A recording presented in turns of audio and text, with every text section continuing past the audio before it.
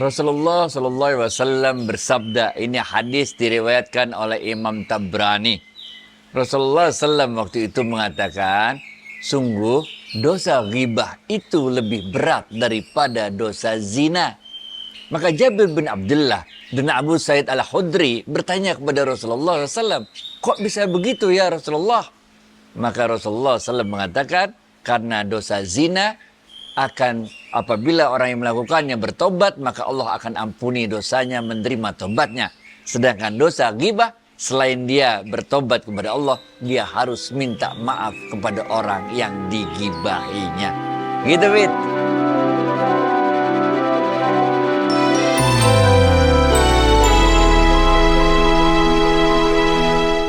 Assalamualaikum warahmatullahi wabarakatuh. Sahabat Smart Skill School, semoga kita semua selalu dalam lindungan Allah Subhanahu wa Ta'ala. Amin. Sahabat, gibah ini memang selalu baik kita sadari maupun tanpa kita sadari merupakan kebiasaan yang sebenarnya dosanya amat besar. Yuk kita sapa Ustadz kita, Ustadz Adi Warman Azwar Karim. Ustadz, Assalamualaikum, apa kabar? Waalaikumsalam warahmatullahi wabarakatuh. Sehat, berkah, bahagia ya Allah. Amin. Ustadz, kalau kita berbicara mengenai gibah ini, dan kita harus meminta maaf pada orang yang kita gibahi itu, tentunya menjadi problem, karena kadang-kadang orang yang kita gibahi ini belum tentu kita kenal lah Ustadz. Nah, iya benar. Jadi ini persoalan. Kalau gibah ini persoalan. Karena buat dosanya kita kadang nggak berasa. Sedangkan kalau zina itu dosanya kita secara sadar melakukannya sehingga kita merasa berdosa. Kalau ghibah ini kita antara cerita, antara kepo, campur-campur. Jadi kita kadang-kadang nggak berasa lagi melakukan sebuah dosa yang dosanya bahkan lebih berat daripada dosa zina tadi. Kalau dalam Al-Quran ini bahkan ada dalam surat Al-Hujurat, ada luar biasa sekali peringatan kita untuk tidak bergibah. Gibah ini Rasulullah SAW waktu itu ketika ditanya oleh Rasulullah SAW menerangkan kepada para sahabat-sahabatnya, tahukah apa itu ghibah? Maka para sahabatnya mengatakan, ya Rasulullah, engkau tentu lebih tahu apa itu ghibah. Maka Rasulullah SAW mengatakan, ghibah itu adalah engkau membicarakan tentang suatu hal dari saudaramu yang kalau saudaramu itu mendengarnya, dia merasa tidak senang. Nah ini. Kemudian sahabat bertanya lagi, tapi Rasulullah kalau emang keadaannya memang sebenarnya demikian, maka Rasulullah SAW mengatakan, ya kalau keadaannya sedemikian, memang betul terjadi begitu, tapi orang itu tidak sedang mendengarnya, ya itulah ghibah. Sedangkan kalau engkau menceritakan sesuatu yang tidak ada pada diri saudaramu itu, maka sungguh kalian telah melakukan kebohongan terhadap saudaramu itu. Nah, ini.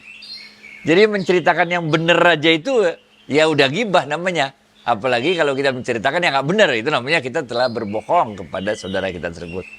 Jadi ghibah ini waktu itu Aisyah radhiyallahu anha, di hadapannya ada seorang wanita yang agak pendek, kemudian Aisyah memberi tanda kepada Rasulullah SAW, gitu tuh. Artinya orang pendek nih orangnya. Maka Rasulullah SAW mengingatkan kepada Aisyah radhiyallahu anha, engkau telah melakukan ghibah. Tapi benar pendek, kata Aisyah. Iya, tapi nggak boleh, tetap aja itu ghibah. Kalau engkau menceritakan apa adanya yang memang ada pada orang tersebut, itu namanya ghibah. Sedangkan kalau engkau menceritakan sesuatu yang tidak ada pada orang tersebut, maka engkau telah melakukan kebohongan terhadap dirinya. Itu sebabnya ghibah ini memang harus kita hindari. Bahkan tadi kita sudah sampaikan dalam hadis yang diriwayatkan oleh Imam Tabrani, kita bukan aja kalau melakukan ghibah harus bertobat kepada Allah, meminta ampun kepada Allah, tapi kita juga harus minta maaf kepada orang yang kita gibahi. Ini membuat hidup kita jadi susah. Karena kadang-kadang kita menggibahi orang yang tidak kita kenal. Nah, benar gak? Misalnya ngibahin artis, ngibahin pejabat, ngibahin selebriti, segala macam. Kadang-kadang bahkan kita menggibahi orang yang di lingkungan kita sendiri. Benar gak? Nah, kalau kita kenal sama orangnya bisa kita minta maaf. Tapi kalau kadang-kadang kita nggak kenal sama orangnya, tapi kita ikut-ikut ghibah, kan kita repot. Nah, untuk itulah sebetulnya kita akan bahas di sini Ini jalan keluar yang diberikan oleh Imam Hasan Al-Basri. Oke? Imam Hasan Al-Basri mengatakan tebusan atas ghibah yang telah kita taubati. Jadi kita ngibahin orang nih. Habis itu kita taubat kepada Allah. Tapi waktu kita mau minta maaf kepada orang itu, orangnya nggak kita kenal, ketemu juga enggak, apa segala macam enggak. Atau kita nyari orangnya nggak ketemu dan susah untuk minta maaf pada orang tersebut. Benar. Maka Imam Hasan Al-Basri mengatakan tebusan atas ghibah yang telah kita taubati adalah dengan berdoa kepada Allah meminta ampun orang yang kita gibahi tersebut. Nah ini. Jadi kita taubat sama Allah, udah. Tapi habis itu karena kita sulit untuk meminta maaf kepada orang tersebut, tebusannya menurut Imam Hasan Al-Basri adalah kita berdoa kepada Allah, meminta Allah agar mengampuni orang yang kita gibahi tersebut. Bagaimana dalilnya kok bisa Imam Hasan Al-Basri mengatakan demikian? Ini dalilnya adalah karena Allah mengatakan di akhirat kelak nanti orang-orang yang menggibahi saudaranya maka akan diambil pahalanya dan diberikan kepada orang yang digibahinya tersebut. Begitu seterusnya. Sampai kemudian kalau orang ini udah nggak punya pahala lagi, maka Allah akan mengambil dosa dari orang yang digibahinya, diberikan kepada orang yang menggibahinya. Atas dasar inilah kemudian Imam Hasan Al-Basri memberikan rumusan tebusan bagi orang, tebusan atas ghibah yang telah ditaubati seseorang adalah dengan mendoakan kepada Allah ampunan atas orang yang digibahinya tersebut. Nah, ya gitu, Wid. Ntar kita bahas lanjutnya ini apa tuh? Ghibah yang boleh dilakukan. Oke. Nah, baru aja mau menanyakan itu gibah apa aja tuh yang boleh Ustadz. Soalnya aduh, ini kepo nih, mau tahu aja urusan orang lain. Ini emang menarik sekali ya. Jadi tadi kita udah bahas ghibah, segala macam, kita udah bahas juga cara nebusnya. Tapi ini adanya di kitab Riyadhus Shalihin. Jilid 2 halaman 182. Halaman 182. Oke. Imam Nawawi dalam kitab Riyadhus Shalihin tersebut menjelaskan ada 6 jenis ghibah yang dibolehkan. Ini nih, betul ya? Yang pertama kata Imam Nawawi dalam Riyadhus Shalihin tersebut, ghibah yang dibolehkan adalah yang sifatnya tazallum, yaitu orang yang dizolimi. Lah karena kita dizolimi, ya kita kan harus ngomong bahwa orang itu orang zolim tuh, dia telah menzolimi saya gitu. Kita lapor sama orang tuh. Nah, supaya apa? Supaya kita mencegah dia melakukan kezoliman pada orang lain. Nah ini ghibah yang dibolehkan. Yang kedua adalah ghibah yang sifatnya isti'anah. Oke. Nah, ini agak beda nih. Isti'anah ini artinya adalah kita membicarakan keburukan orang lain, oke, untuk mendapatkan pertolongan dari orang lain. Oke. Misalnya kita dizolimi oleh istri kita, atau kita dizolimi oleh suami kita, oleh orang tua kita, oleh tetangga, oleh apalah orang dekat kita dizolimi. Lah kita kan harus mencari pertolongan, menceritakan hal tersebut. Kalau kita diam aja kan, nanti bahaya, nanti bisa kezoliman itu berjalan bertahun-tahun, segala macam, bener gak? Nah ini kita harus sampaikan kepada orang lain, kita ceritakan yang sifatnya itu kita meminta pertolongan agar kezoliman itu tidak dilakukannya lagi. Ini Rasulullah SAW dulu pernah mengatakan, tolonglah kalian orang-orang yang dizolimi dan orang-orang yang menzolimi. Maka para sahabat bertanya, ya Rasulullah, kami ngerti gimana caranya kalau harus menolong orang-orang yang dizolimi, yaitu melindungi mereka kan. Tapi bagaimana caranya menolong dari orang-orang yang menzolimi? Maka Rasulullah SAW mengatakan dengan cara mencegah orang yang berbuat zolim itu untuk mengulangi kezolimannya. Ini yang kedua. Yang ketiga adalah ghibah dalam kaitannya istifta, yaitu kita minta fatwa. Kita melaporkan keburukan orang tersebut, kezoliman orang tersebut kepada mufti, kepada orang yang berwenang.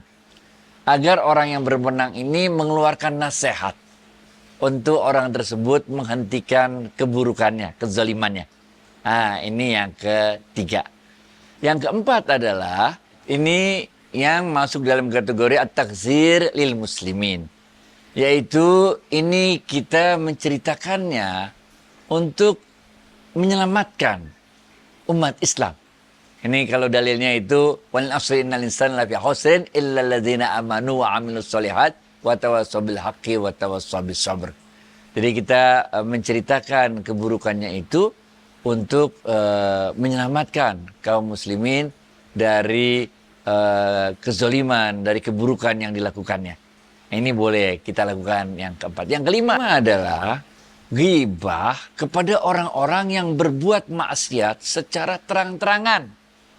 Nah, ini pernah kita bahas waktu itu. Rasulullah SAW mengatakan, sungguh seluruh dosa-dosa umatku diampuni oleh Allah kecuali dosa yang dibuat secara terang-terangan. Nah, ini termasuk dalam dosa yang dibuat secara terang-terangan itu, ini hadis riwayatkan oleh Imam Bukhari, yaitu orang-orang yang malam hari berbuat dosa, kemudian Allah telah tutupi dosanya, pagi harinya dia malah dengan bangga menceritakan maksiat yang telah dilakukannya pada malam hari dan udah ditutupi oleh Allah tersebut. Nah, ini.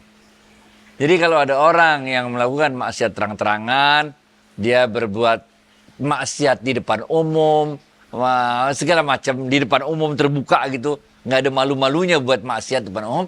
Nah, ini juga perlu boleh kita ghibahkan karena orang itu melakukannya di depan umum.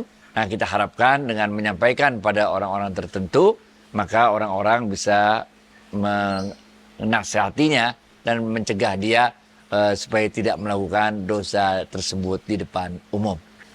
Yang keenam adalah kita memberikan julukan tertentu kepada seseorang yang orang itu tidak merasa keberatan dengan julukan yang kita beri.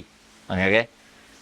Kan yang nama Agus banyak, yang nama Dewi banyak, yang nama Bambang banyak, yang nama Asep banyak, benar nggak? Yang Asep yang mana segala macam kan?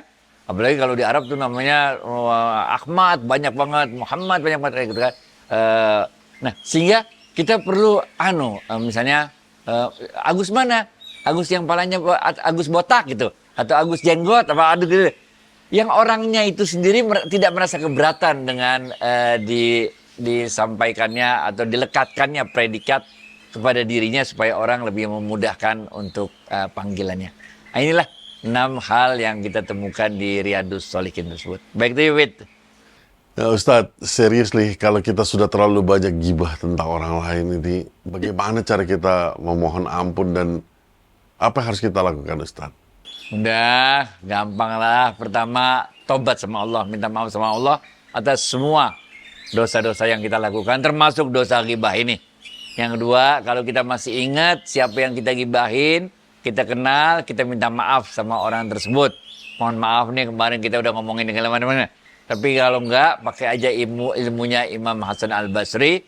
Kita berdoa kepada Allah, agar Allah, kita mintakan ampunan dari Allah untuk orang-orang yang telah kita gibahi tersebut. Setelah itu, kita berusaha untuk menahan diri kita untuk tidak ghibah. Termasuk dalam kategori tidak ghibah ini adalah tidak mendengarkan gibahan orang lain.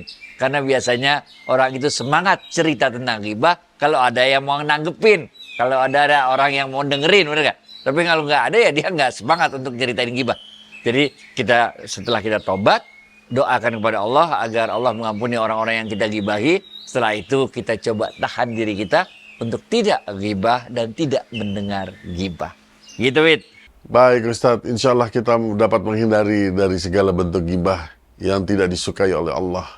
Ustadz, terima kasih atas waktu dan tausiahnya. Assalamualaikum warahmatullahi wabarakatuh. Waalaikumsalam warahmatullahi wabarakatuh.